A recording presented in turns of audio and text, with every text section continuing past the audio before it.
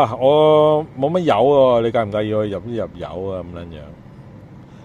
咁我諗深水清嘅朋友都估到我講咩噶啦。咁啊果然啦。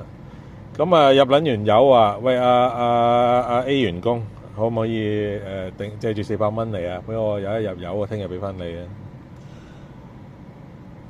咁啊係啦，即係醒嘅讀友都明啦，即係嘅網民都明我講乜噶啦。咁當然第二日就冇撚咗件事啦。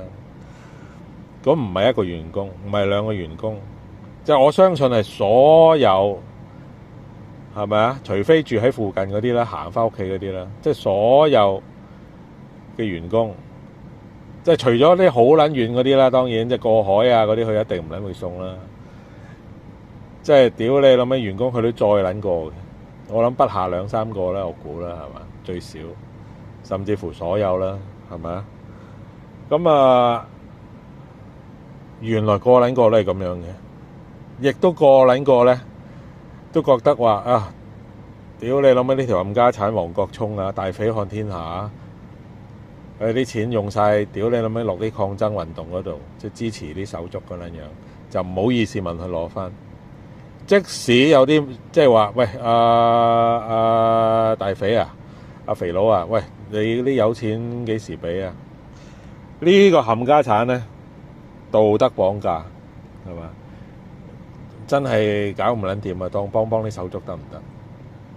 係賤撚格到咁撚樣，人哋揾1萬幾千人工，屌你老母喺度鑊撚鑊啊400咁掠。